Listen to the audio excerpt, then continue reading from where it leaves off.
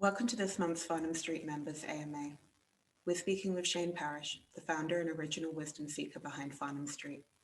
As many of you know, FS began as his personal blog and has grown into a much broader community over more than a decade. Thank you for taking the time to do an AMA. Thanks for having me. So we received a lot of questions, so let's just jump in and get to as many as we can. First of all, how has the pandemic changed what you do and how you do it? That's an interesting question. I mean, a lot of people think that you sort of couldn't have predicted the pandemic, and by any stretch of the imagination, we didn't predict it. But history has shown us that you have to be ready for panics at any moment. So because we've read history, we were sort of better prepared than a lot of places. And in some senses, what we do hasn't changed at all, and we were prepared for it. But in two distinct ways, things have changed. One is we've taken on less work intentionally as a way to help people manage the load at home when people are feeling so much responsibility with their family and kids at home and the uncertainty around in the environment. We've just consciously chosen to take on a little bit less work. But the other maybe non-intuitive and less obvious thing that we've done is the way that we've always operated is based on trust. So we've never had contracts with any of our vendors before. We've never had contracts for anybody that we've dealt with, and we've never sold advertising clients. And for 5 years, this has gone without an incident. Maybe we're lucky, or maybe we're just careful at selecting our partners. And the pandemic changed that a little bit because last March, we had a couple of vendors refuse to pay us. We had one of our vendors effectively go bankrupt that happened to host a lot of our books. And that caused a lot of problems for us on the back end. So when March came around, usually we bill yearly for a couple of our customers. And so we had provided advertising in the newsletter for a couple of customers. And March came around and we billed them like normal, and then they refused to pay. And so what we've done in lieu of that response, so lesson learned, that's on me, solely on me. And I take the blame, I guess, for that. But what we've done now is that we don't actually use contracts anymore, because if you have to enforce a contract, like that's just not the way that we want to operate. And that was thrown in our face last year in the sense of people were like, take me to court, but we don't have a contract. And well, that's not the people that I want to be partners with. Don't say things like that. And so now it's just we collect payments differently so that we're never out of, we're not billing you at the end of a year cycle. We're always collecting payments in advance, and nobody's had any backlash over that or anything. And again, it's all based on trust. We operate on trust, and sometimes that's going to backfire, but 99% of the time it works out way better and it's faster. And you don't have to worry about little tiny words and agreements or have lawyers look things over or all of these other things, because that's not going to protect you, and it's not a good way for us to live. What does an average day, or maybe if it's easier, a week, look like for you at the moment? Well, I have two different styles of weeks. So there's weeks where I have the kids and weeks where I don't. So when I have the kids, I'm now writing a book 2 to 3 hours every morning. And then in the afternoon, I'm sort of doing administration stuff. And then when they're out of school, I'm with them. And that's where my focus is. And that's where my attention is. When I don't have the kids, I'm still writing a book in the morning, other projects and sort of interviews in the afternoon. And then it's more like admin in the evening. The weekends are sort of, I spend without the kids. I'm trying to prepare for the summer. As many of you know, we sort of go to 4-day work weeks in the summer. And so that doesn't mean the work stops. It just means we front load a lot of it. And we do that now to make it easier for everybody in the summer.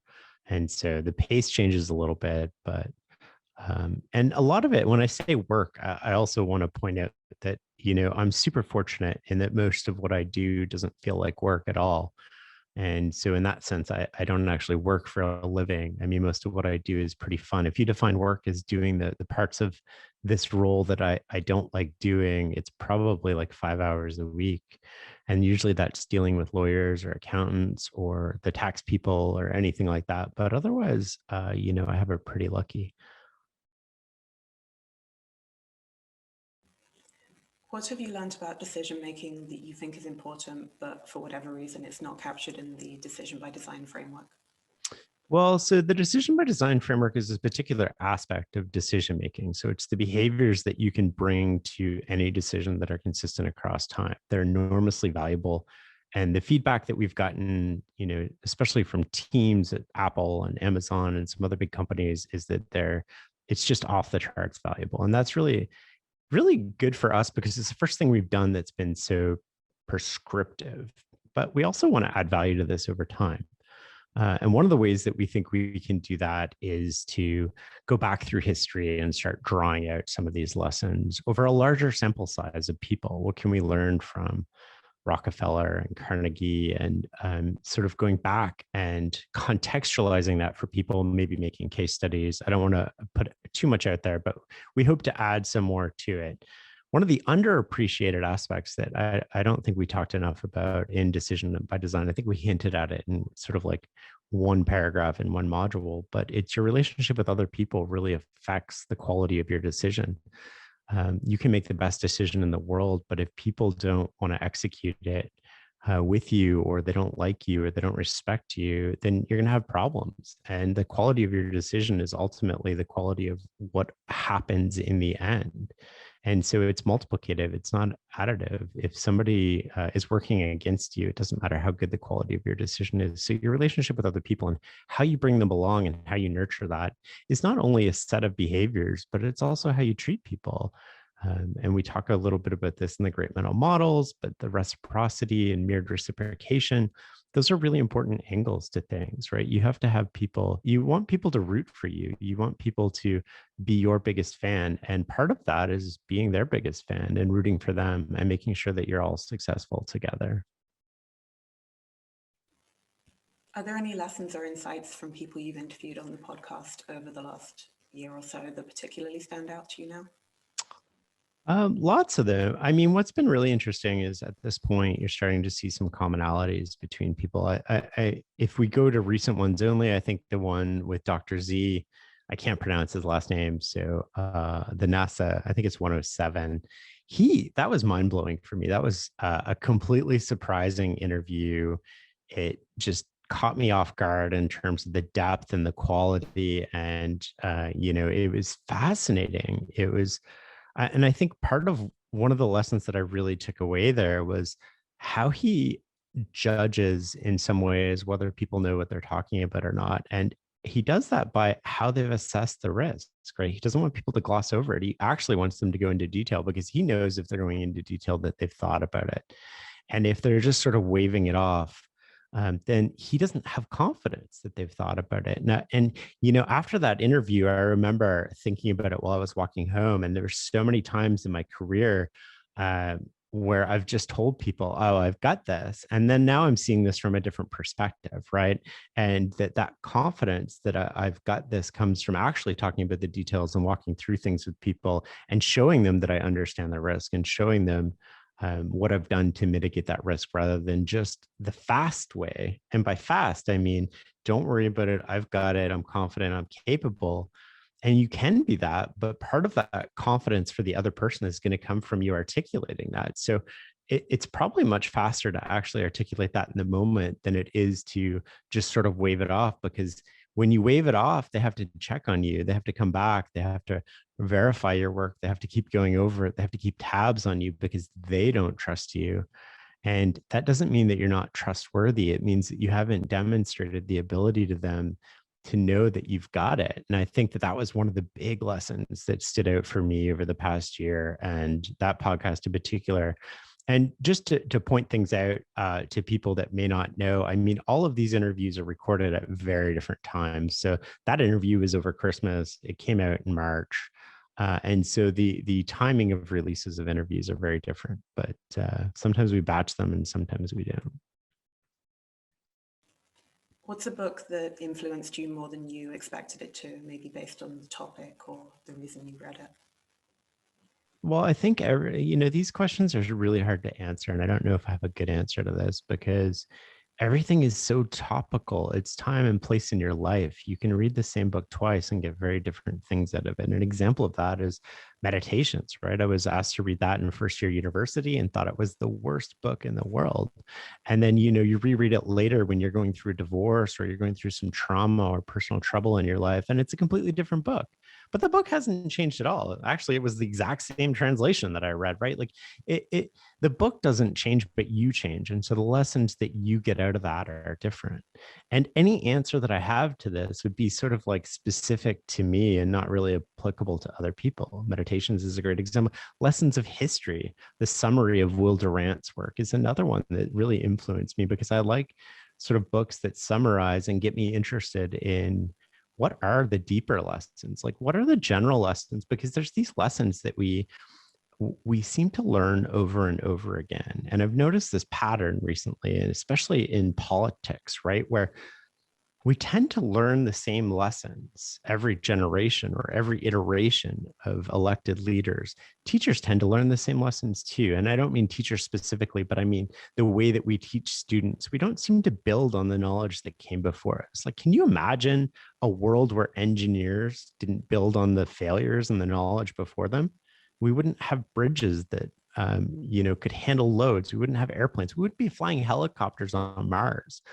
But there's these discipline doctors, another one, right? We build on the knowledge that comes before us. And I think that I'm trying to figure out ways for us to build on share the knowledge that we're learning with other people. But we want to build on the knowledge that came before us. We don't want to relearn the lessons that we should already know.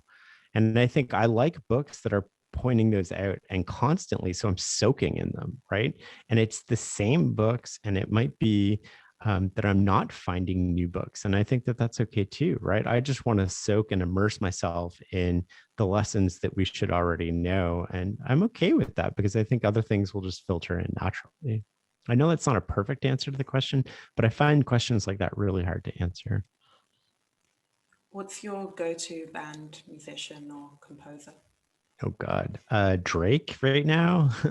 I'm really digging AMAG, who's I bring that up because he's way less popular than Drake. But I have those two on repeat when I'm writing in the morning. So I like things on repeat, actually. Like, I don't like new music. I don't like catchy tunes. I don't like anything popular. I want stuff I've heard before because eventually it just falls in the background the more you listen to it. And I appreciate that. And I like the music and the beat because it keeps me going and sort of like, I don't know. I really enjoy old school rap and hip hop though. So whenever I'm in a bad mood, I find myself going back to like Chronic by Dr. Dre or listening to Biggie. That it's so interesting because we never think of learning as a source, or never think of music as a source of learning. But if you go back to Biggie, for example, and like listen to the 10 crack commandments, I mean, we could write a book on how those apply to business.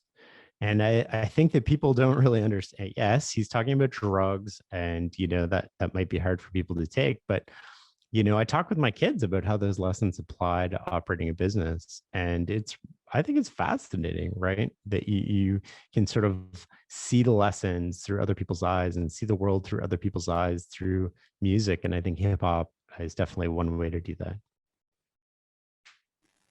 So we had a lot of questions about how you learn new things and how you revisit what you've already learned and how you take notes, things like that. So what would you say lifelong learning looks like for you? Like, what's your overall system, if you have one? I don't know if I have a system. It's just continuously being curious about the world. And kids are super helpful for that, right? They keep you curious because they keep asking questions. And eventually, you guys are probably smarter than I am, but like eventually after two or three times of them asking why, I'm like, I don't know, but let's figure it out. Right. And so it's humbling in some sense. And then the other thing is, I don't know if it's about learning new things. I think we place too much of an emphasis on learning new things instead of really learning old things with fluency. There was a quote I read the other day. I was thinking about this. It's the wise of every generation say the same thing. It's the fools who say something different. And I think there's some truth to that. And like everything, there's some truth and there's some obvious exceptions to it. But I really feel like we're always chasing new and novel. And there's a lot of benefit to just learning from what already exists and the lessons that you think you know, and just learning the nuances to those and soaking in that. And so, like lately, when I do get reading time, which isn't as much as I'd like, because there's just so much going on, and it's not work wise, but it's family wise, right? Like everybody else during a pandemic, I have all these added responsibilities, and my tendency is to put everybody on my shoulders and take care of everybody. And so that means my parents and my kids and my, my bubble, and like how we've organized things and all of this. Like I feel in some ways like that falls on my shoulders, and I put it there. Nobody's putting it there but me, and I choose for it to be there. But it also means I have less time for sort of reading and stuff like that. But when I do have reading time, I've been reading a lot of older biographies and going back and just sort of soaking in these books that I've already read. And I think like I'm reading the Warren Buffett one again right now, the Snowball. I just finished the Titan by I think it was Isaacs. I forget who wrote Titan, but it was the one about Rockefeller. And I just, before that, it was the Andrew Carnegie one. And it's really interesting to start seeing these patterns that I didn't really see before. So I've sort of read these books before and skimmed them, but, I think that they're still a source of wisdom. And every time that I go back to them, I'm learning something new. And I'm starting to see patterns that I didn't see before. And they're more general lessons, but they're also going back to something I said earlier. They're sort of the general lessons that we tend to learn over and over again. And I find that that's a really insightful point, because if we can learn these lessons and we can see them in real time, then maybe we won't have to learn them again. And by not learning them again, you can take advantage of situations that others may not predict. For example, the pandemic, right?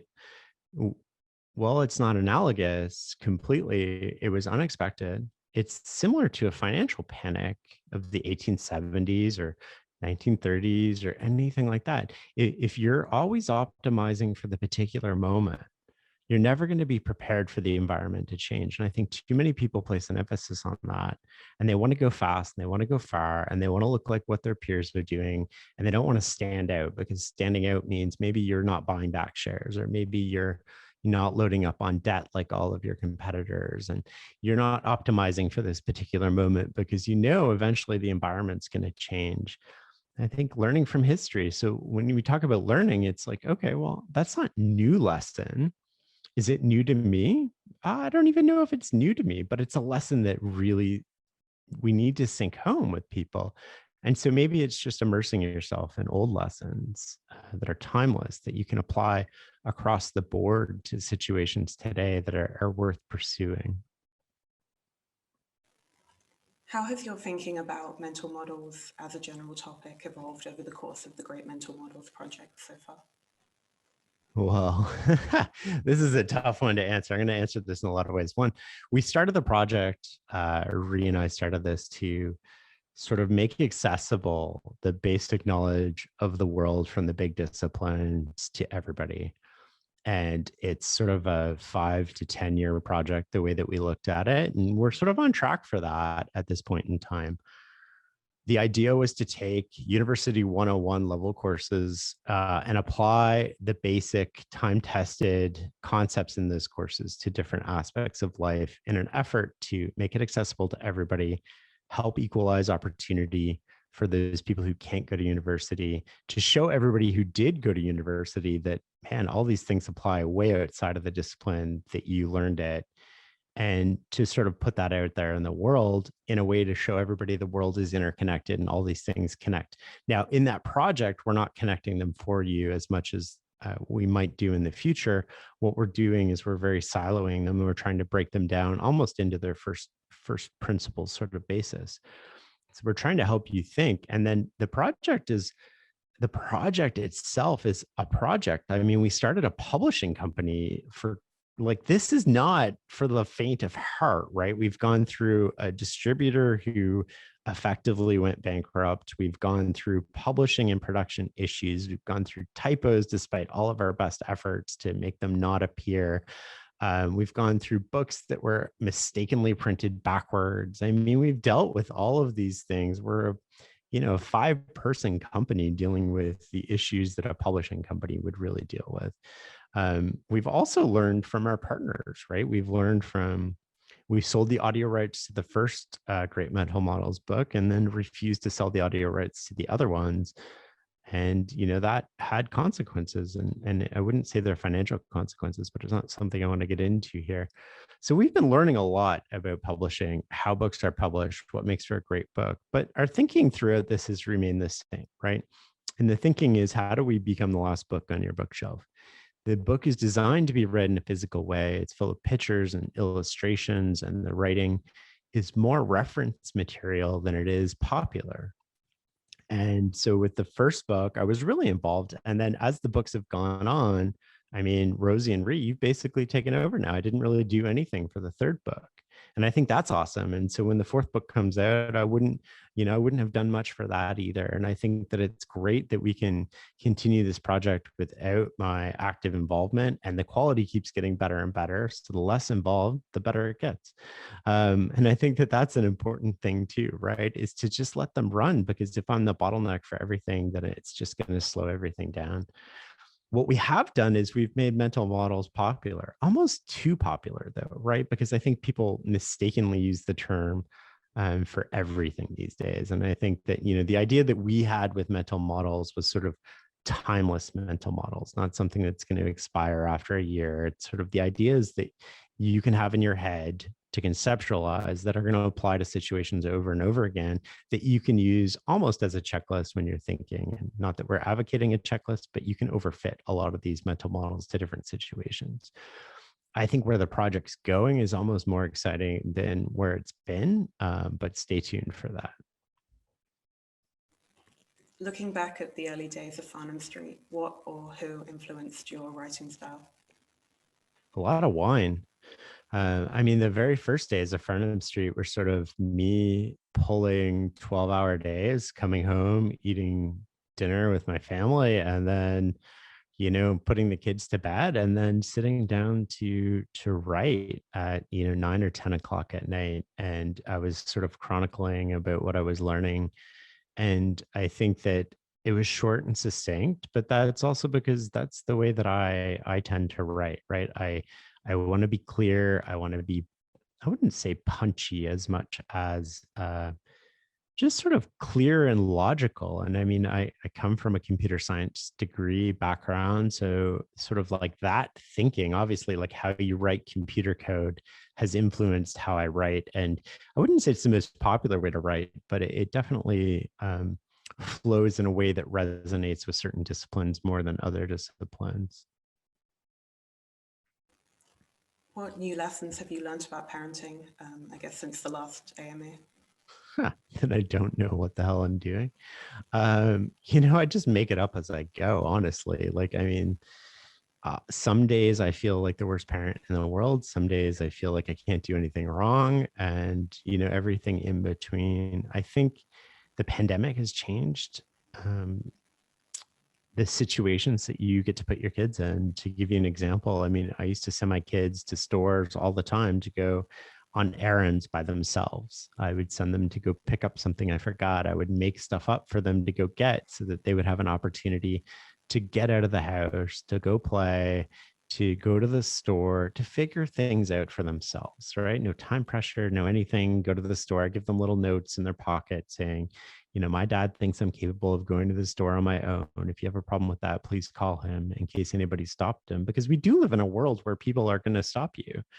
And they're going to say, we're your parents, despite the fact that you're 8 or 9 years old. And by 8 or 9 years old, like our grandparents are walking miles to school, right? And left unsupervised all the time. And so we don't give kids the opportunity to sort of explore and play. And those are all individual choices. So no judgment over anybody who makes different choices. But I'm a big advocate of giving my kids a little bit more freedom than probably is standard. And the pandemic has disallowed a lot of that, right? I don't feel comfortable sending them to the grocery store saying, figure it out. I don't feel comfortable with a lot of things I used to feel comfortable with. And so those opportunities have been harder. And so we focused on other things. And I think one of the things we focused on is cooking. And that's really interesting because I give them knives and they're really sharp. And I'm like, cut some food. And here's how you dice, and here's how you julienne, and here's how you do all these other things and practice and do it every day. And come up with a menu, and I'll get the groceries, and you don't have to worry about that. And I think that it's just giving them opportunities to fail. And I remember my oldest said something about like, what if I chop off my finger? And I was like, well, I'd rather you have no finger than not know how to dice an onion. So you better get on board and figure it out. And I think that's sort of my approach to some of that stuff with parenting. The other thing is, I'm a parent of two boys. I would imagine that's much easier than being a parent of girls at this point. They're not as social as girls, and they're more than content to sort of sit down and play video games all day if I were to let them. And I think that the social stuff has been hard because they haven't got the socialization that they normally would have gotten with kids. But that's, we deal with that as we go. And sort of, I let them fail all the time. I'm not trying to solve their problems for them.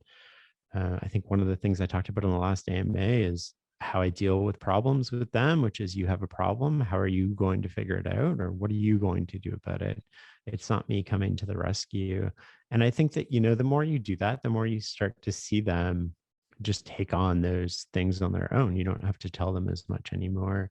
And they gain confidence too, that they can figure things out. Like, video games are kind of cool in a way because you don't know how the world works. You don't know how things work, and you just figure it out. And the way that they learn is fascinating because they're watching things on YouTube and trying to recreate them in Minecraft. And, I never had that as a kid. And I think that that's cool. And I just let them play and explore, um, within limits, of course. Right. Yeah. So I think this one might be a question you've asked on the podcast. So what's an important truth that few people agree with you on? Ooh. I don't want to get in trouble here, but I would say that you shouldn't be able to leave money to your kids. I would say that every generation should start with a level playing field. And that's not what we have now with generational wealth. But to do that would require a worldwide sort of tax rate that everybody agrees to, because it's so easy to move money around the world these days. And I don't mean no money specifically. I think it should just be capped at, like, I don't know. You could even cap it at $1 million and you would have much better outcomes than you have today, in the sense that there's a lot of generational wealth, and I think it's largely wasted. So that's something that not a lot of people agree with me on. What trait do you most admire in other people? Honesty, tenacity, and reliability. I'd say those are three big ones, right? And tenacity, you can think of as energy. And it's, do you keep going when you run into trouble? And I also think sort of like tenacity is resourcefulness, and resourcefulness is a big one for me too. Can you figure it out? Like, here, just think of day to day. We're a 5-person team. None of us had any experience working for a publishing company, and we started a publishing company, right? Did we know how to do that? Nope, not at all. To make a lot of mistakes. Yep. Are we still making mistakes? I'm sure we are. And but we're figuring it out. And I just have the confidence that we do figure it out and that we learn. We try to learn as much as we can before we do it, so that we have some idea of what we're getting ourselves into. And we don't want to learn the same lessons that, sort of the same basic lessons. We want to make original mistakes instead of other people's mistakes. But I think that those are all important skills and attitudes. So which skills or attitudes, or maybe inbuilt traits, have helped you be resilient? I don't, there's a part of this where it's, are you born with resilience, or do you develop it, or to what extent do you develop it? And maybe to some way that comes to nature versus nurture. And, there's two types of nurture. There's nurture that you're sort of lucky to have, which is your parents and your zip code and your experiences. And then there's chosen nurture. There's the chosen nurture where you put yourself in different experiences and situations and you fail and you learn that you can get through it. Um, you know, I'm sort of, my resilience just comes from people really all my life just telling me I couldn't do stuff, right? I have a grade 9 report card, literally where my teacher writes, Shane would be lucky to finish high school.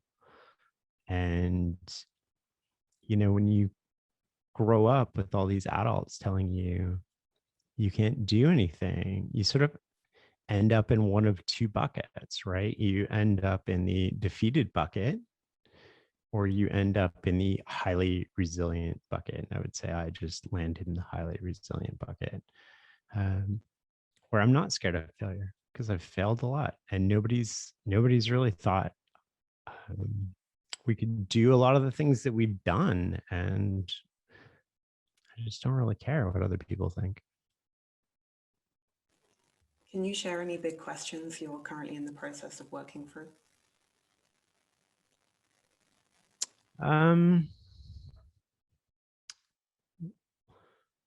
What is wealth? What are the responsibilities for people who have wealth to society, to their kids, to their families, to what does that mean? I mean, that's a big question. And, as part of my research for that, I was reading this book called Fortune's Formula, which is really interesting.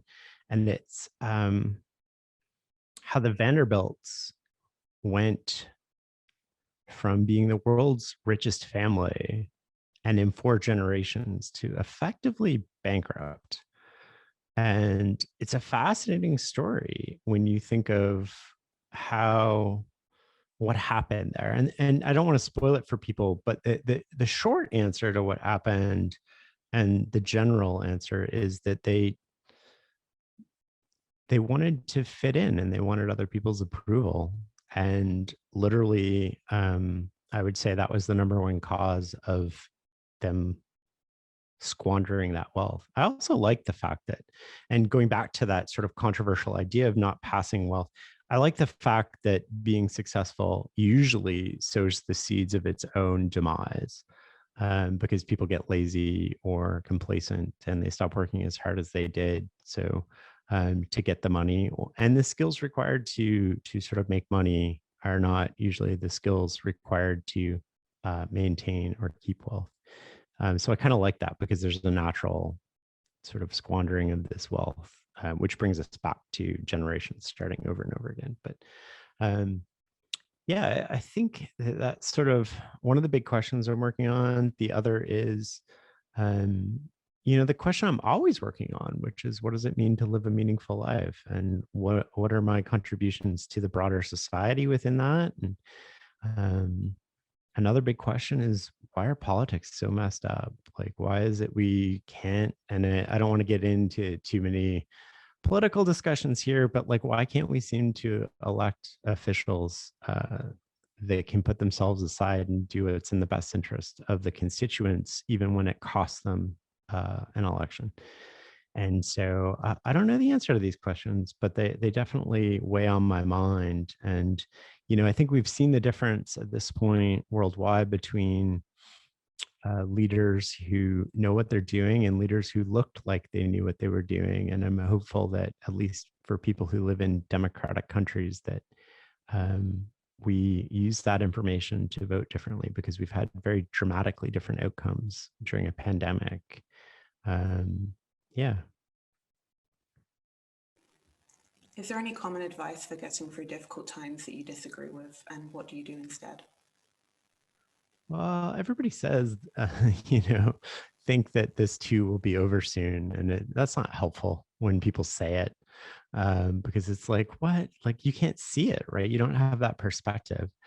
Where you can get perspective, I think, is not necessarily from other people. Although the best way to get perspective from other people is probably no matter what you're going through right now, there's 6 to 7 billion people who would instantly change their life for yours in the world, right? So our problems are mostly good problems. But the way you get perspective is inside when you're going through something different, and the confidence in the way that you speak to yourself, and having a repertoire of stories in your head about things that you've done that are difficult. That's where confidence comes from.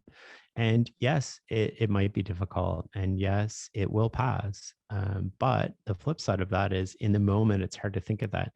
especially when somebody tells you to. But I find it helpful to think in myself, and just when I'm going through something difficult, to catch myself and sort of go like, okay, that is difficult. Totally acknowledge it. I'm not going to downplay it. It's happening. When have I gone through a situation in the past that was really difficult for me? What happened? And then you start getting perspective from what you've done in the past. And, we've all gone through difficult things. Look at the pandemic. We've all gone through a pandemic. That was difficult. We've gone through failing something, at least I have a lot of things, but hopefully other people have gone through failing things. It's not the end of the world. You've gone through relationships that ended. You've gone through all of these things before. And while this situation might not be the same and it might be different, you've done difficult things before. And I think the confidence to do difficult things and the confidence to get through things comes from the fact that you've done it before. And I think we're all lucky because we've done that before, right? Like we've developed this strength that comes from the inside. Nobody can tell you and nobody can remind you of this. It's not as helpful, Rosie, if you tell me, hey, you've done this difficult thing before, you're going to get through this. It has to come from inside you. It has to come from you saying, I've done difficult things before. I've been through difficult things before, and I've come out the other side. And sure, I might not come out 100%, but I've come out and then I've rebuilt, and that's okay. And I think that's really helpful. How do you deal with regret?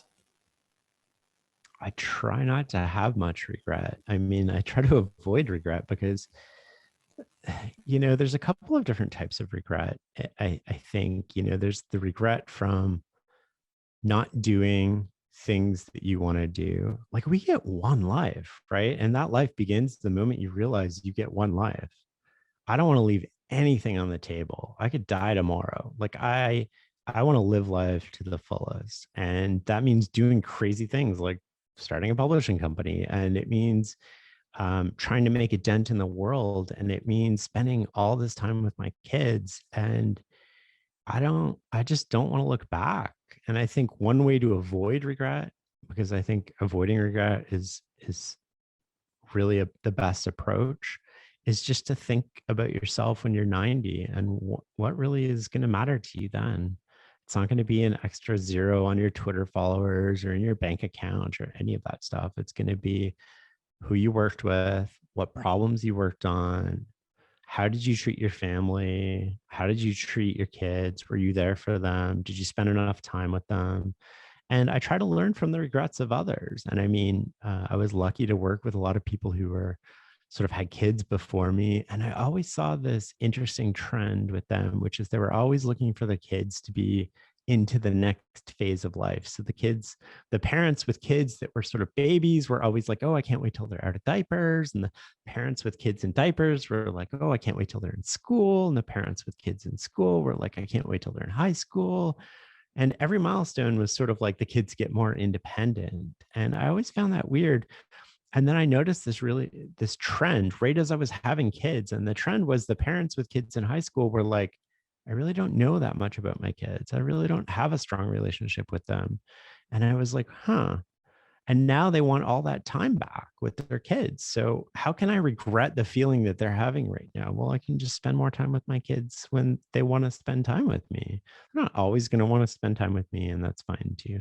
And so I think avoiding it is really important. The other type of regret is sort of like poor decisions you made. But I don't I have a hard time with that because yes, we all make poor decisions, myself included, still make them on a regular basis, right? Um, but you made those decisions for a reason. You made them because you saw the world a certain way at that particular point in time. And if you could go back, you would change them. But you'd only change them because you see the world a different way now. So that's a sign of learning. That's great, right? You learned something from that sort of decision. But if you could go back and know all the things that you knew then, you'd probably make the same decision. And so I think, that type of regret isn't really helpful. And so I just don't want to be 90 going like, I didn't pursue the person I loved. I didn't pursue my dreams. I let somebody else dictate the scoreboard that I played life by. I don't want those regrets. And so, go after the things that I want to do, and I don't leave anything on the table. And I think that that's the way you deal with it. And I'll give you a story from high school. We played football in high school, believe it or not. I actually played football, and then we were in the provincial finals, sort of my grade 12 year, and our coach, he had this really interesting message the week of practice. And he said, win or lose, it doesn't matter. He's like, give me a week where you're full focus. Your only focus this week, no partying, no drinking, no any of this stuff. It's just football. Get to sleep. Do all the things that you're supposed to do. None of this was new. He was just reemphasizing this. And it was what he said at the end that really struck me, because he said, if you don't and we win, you're going to have false confidence. And if we lose, it's going to haunt you for the rest of your life. And what he meant by that was, if you're lazy this week and you win the game and you didn't do the things that you were supposed to do, and you went out and partied and you still won, you're going to think that you can just do that for the rest of your life. And if you're lazy this week and you do the things that you're not supposed to do, like you party and you don't sleep and you don't prepare, you don't know the plays, and you lose, you're going to spend the rest of your life thinking about, and I don't think he literally meant the rest of your life, but you're going to think about the fact that you left something on the table. You could have studied your plays. You made a mistake. You didn't prepare. Those are the things that haunt you. Those are the things that you regret. And the lesson that I took away from that wasn't about football. It was about life. You often don't control the outcome. There's some degree of luck in some of this, but you control how you prepare. You control what you put on the table, the effort and the energy that you bring. And I think that those are ways that we avoid regret. But to do that, you have to know what you want out of life. And I think that most people just live a bit unconsciously to know that. And I think that it's almost like solving a maze backwards, right? You want to know where the end is to get there. It's a lot easier to solve when you're going backwards than it is to try to figure it out going forwards. What were your best, and if you're able to share this, worst decisions of the last year? Well, those are tough. Those are really subjective, right? And I don't know how you would qualify a best decision versus a worst decision. I think decisions that we made really quickly that worked out really well was pulling the kids from school last March before the schools closed, stocking up on things before, intelligently preparing for a worst case outcome with the pandemic, hiring a teacher, and pivoting on the spot from school, being in a school to we're running a school. I think that we were able to do that and adapt really well to a very uncertain environment. And by we, I mean the whole team at Farnham Street really adapted well to that environment. And we took care of each other. And I think that was really good. And it shows that we have good people too, because we're all concerned about each other and we're all trying to help each other through, really difficult time, more like family than sort of coworkers. But those decisions, right? The decision to intelligently prepare, to spend a little bit of money that could be wasted, to make sure that everybody was taken care of, to hire a teacher before schools closed on the condition that schools closed, to pivot the kids right away so the disruption for them was minimal.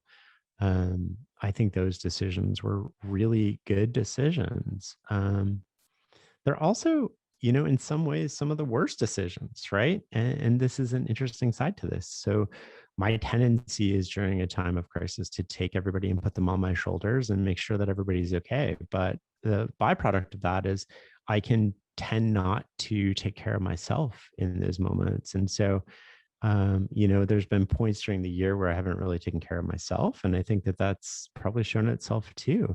And so that there's a balance there. And I would say otherwise, my worst decisions have been sort of like people decisions, right? Not everybody appreciates my style of communication. Not everybody appreciates, the way that I say things, or the velocity at which I approach things, or the speed at which I expect them to work. And I think that those have been, the worst decisions are when I forget about what's going on in people's lives and forget that there's other things going on, and just, yeah, don't don't communicate as effectively as I want to communicate with people.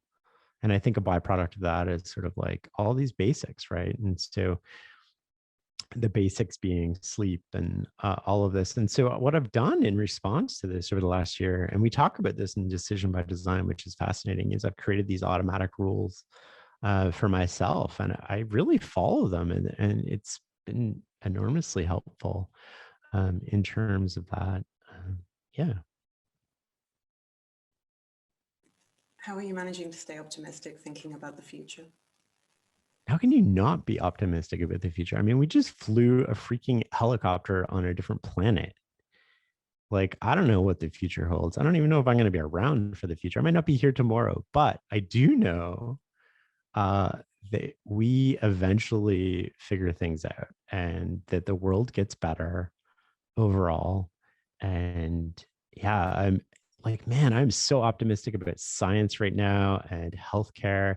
There's millions of little kids all over the world right now who are seeing a vaccine save people's lives in a way that they've never seen. It's never been visible to them. I can't imagine how they don't get excited about going into developing vaccines or medicine or new technology around that, or even manufacturing it. Like, why can't we manufacture 1 billion doses a week? What would that take? What sort of engineering would that take?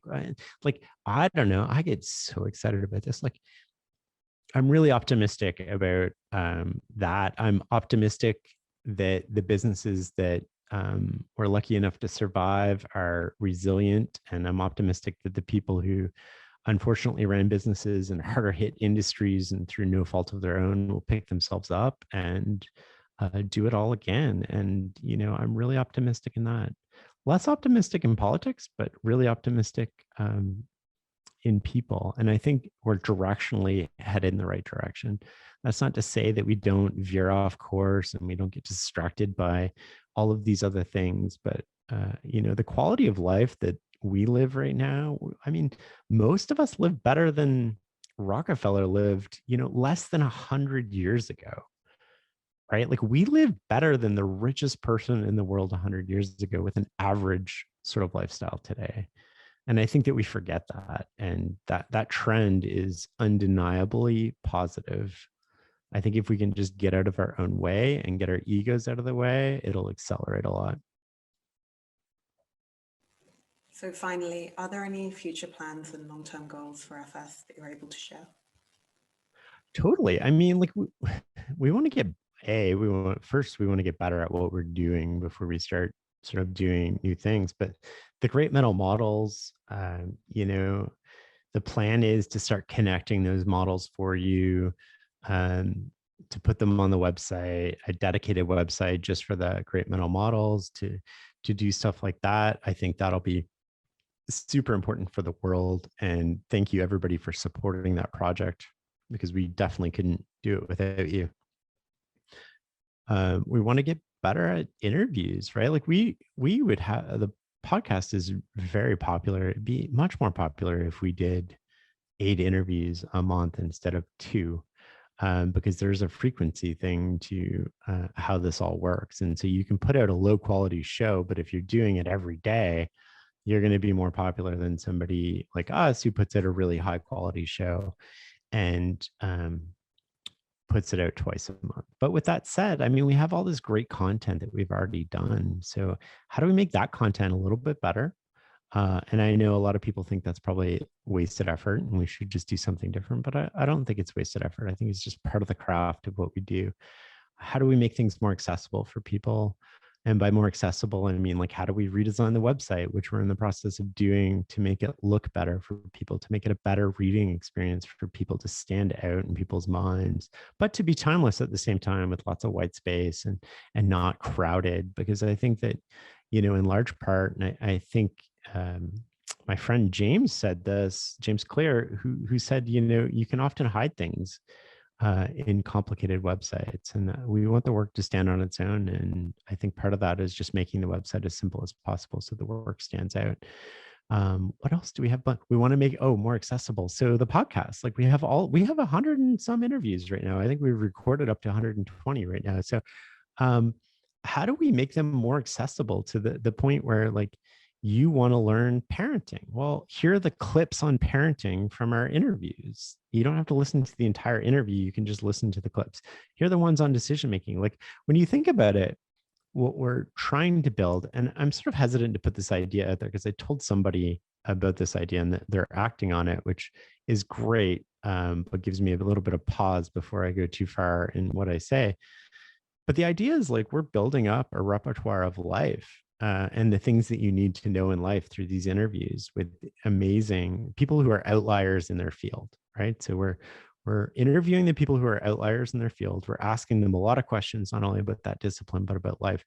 And so, how do we assimilate this information for other people? And so we can come up with a curriculum that it's like, here's what you can learn about decision making, here's what you can learn about relationships and love, here's what you can learn about sex and intimacy, here's what you can learn about music, here's life for you in a nutshell. And we can organize that content in different ways. Now, we haven't changed the content at all. All we've done is change how you access that. And that's what we're going to do with the great mental models too. We're not going to change the models. The models are meant to be standalone. And the reason they're meant to be standalone is because when they're standalone, we can change the API in which you access them. And so now you can access them through questions, which is, I want to think like an engineer. How do I do that? Well, you need this model and this model and this model. Or you can think about accessing it through a question, more like, I have a strategic issue. How do I think through this? What are the models most helpful to think through this? And it can be like book 1, model 2, book 2, model 3. And you can sort of like pair these together. And the models stay the same, but the way that you interact with the models now changes. And I think that interaction is hugely valuable. And I think one of the things we want to do with the great mental models and the podcast is not necessarily add more content, because I think people generally get a lot of content as it is. And, it's really hard to create good content. And while we could go to 8 interviews a month, I don't think that people could really keep up with 8 high quality interviews a month, to be honest with you. That's 8 hours a month.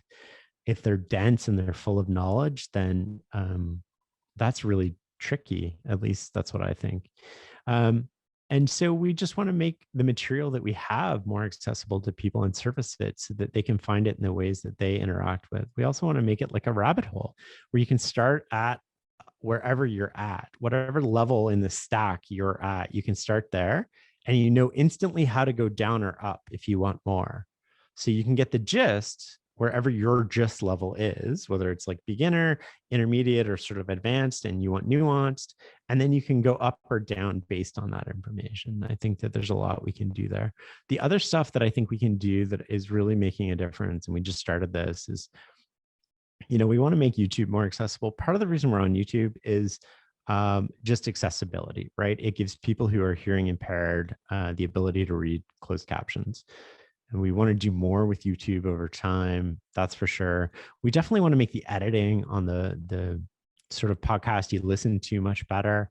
And, that's been a trial and error process for the last few years. And I think we've landed on a really, really good producer for that now. And you'll start to see those results. It started with Angela Duckworth, and you'll start to see those improve dramatically as we go forward. I think that, like, those are the little things that we do where I think we can add a lot of value. We're sort of 90% of the way there, but how do we get to 95 or 100%? How do we really just do the things that we do at the best quality that we're capable of, and then continuously raise the bar for ourselves? So a lot of it is less about new things and more about just getting better at what we do and adding more value to people's lives and giving them different ways to think about things. But the idea is to be timeless. So we don't want to be topical. You should be able to read almost anything on the website, no matter when it was produced, whether it was 2012 or 2021, in 20 years from now, and it should still be relevant. It should still talk about an idea that's timeless. It should still have applicability to your life today. And I think that that's where we want to get better.